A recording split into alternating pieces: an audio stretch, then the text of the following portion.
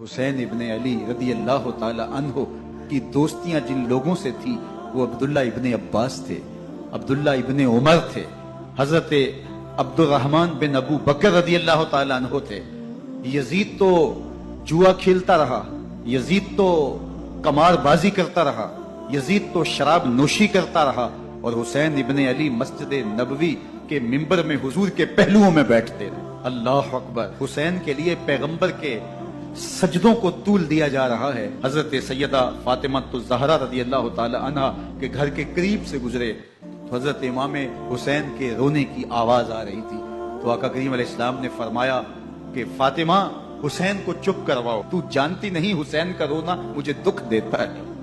حسین ابن علی کو حضور رونے نہیں دیتے تھے، ان کو دکھی نہیں ہونے دیتے تھے، کیونکہ رسول اللہ صلی اللہ علیہ وسلم جانتے تھے کہ یہ کتنے دکھ سہے گا، کتنی تکلیفوں سے گزرے گا۔